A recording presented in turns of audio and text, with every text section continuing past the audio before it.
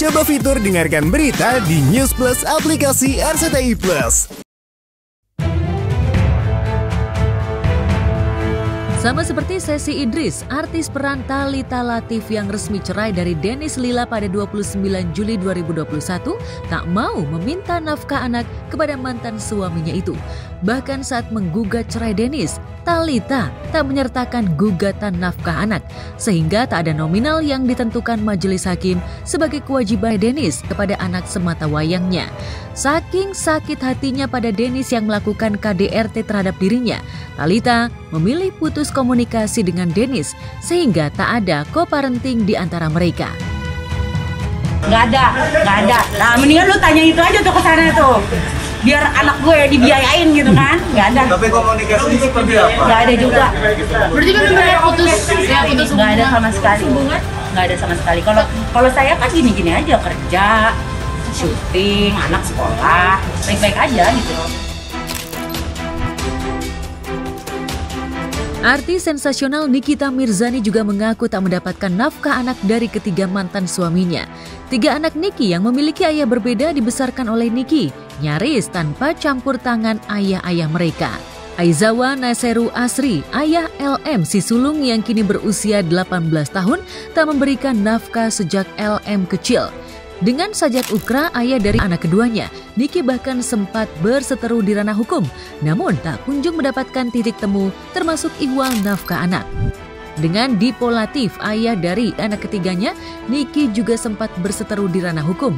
Sampai saat ini, Niki mengaku menolak nafkah anak dari Dipo Latif karena ia merasa bisa membesarkan anak-anaknya seorang diri. Kalau dibilang ibu jahat tuh gue nggak terima. Gue pun nggak terima. Karena gue ngidupin anak gue bener-bener sendirian. Gue nggak pernah dibantu 1 sen pun sama mantan-mantan laki gue yang sudah menaruh benih dan gue jadiin anak itu sedemikian rupa. Nggak ada, lillahi ta'ala. Jadi kalau ada yang bilang, wah ibu lu aja ngurus anak, nggak bener. Gimana nggak benernya gitu? Kalau gue nggak bener, gue nggak mungkin jadi Nikita Mirzani sekarang. Cari uang mati-matian buat ngasih tempat tinggal yang layak untuk anak-anak gue, pendidikan yang bagus, yang mungkin anak-anak broken home gak bisa dapetin itu.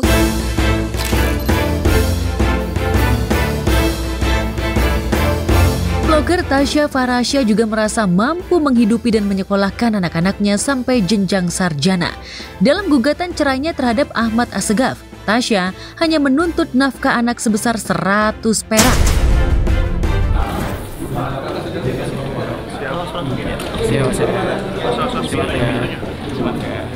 Masuk ke kiri, kita ke kiri. Sedih pasti sedih, tapi berupaya untuk move on. Karena kan nggak bisa hidup harus berjalan terus kan gitu. Kalau hubungan sih kita nggak terlalu mendalami, itu kayak privasi mereka. Saya juga nggak pernah mau ngulik-ngulik itulah, seperti itu nggak lah. Tapi saya rasa sih seharusnya baik karena kan ada anak, kayaknya nggak cuma. Tuntutan itu dianggap simbolis karena intinya Tasya tak mau memberatkan Ahmad yang selama 7 tahun pernikahan tak pernah memberikan nafkah secara layak kepada istri dan anak-anaknya.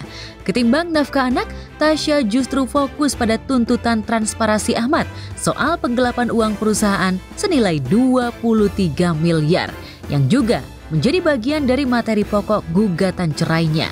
Melalui kuasa hukumnya, Tasya mengaku sudah memiliki 2 alat bukti yang kuat untuk mempolisikan laki-laki yang menikahinya pada 18 Februari 2018 itu.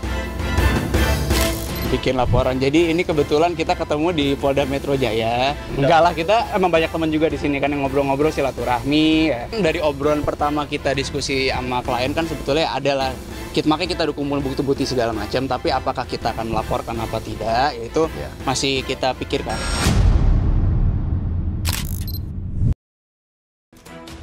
Karena sudah percaya pada tim kuasa hukumnya, Tasya tak hadir di sidang cerai ketiga. Tasya yang mengaku sudah move on, sibuk kerja tanpa mengurangi hobinya main padel.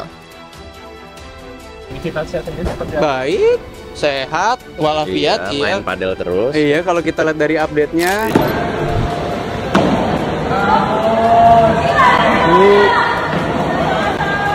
Hadiahnya banyak banget. Hadiah aku sebutnya ada yang nginep di Langham, ada raket Adidas, ada produk Lenday.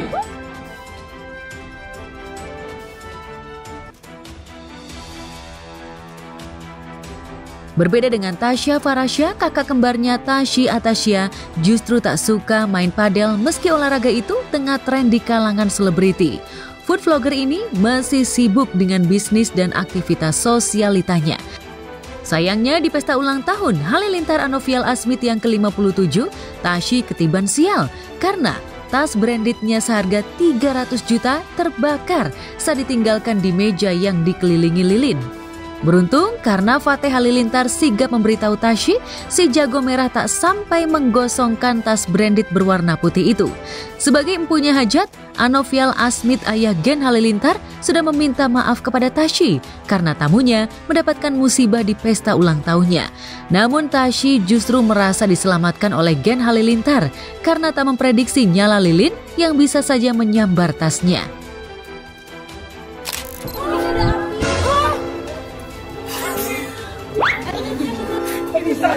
Tahu udah di situ aja. Nemuin.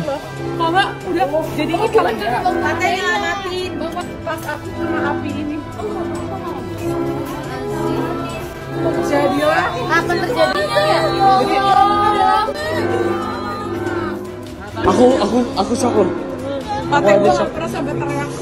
Aku shock. Oh, Patah nyelamatin. Iya, kita kali tahu ya. Yang bikin sadarnya Patah. Bang, udah lama kan? Lu tau ya? Ini hidup kecil. Wah.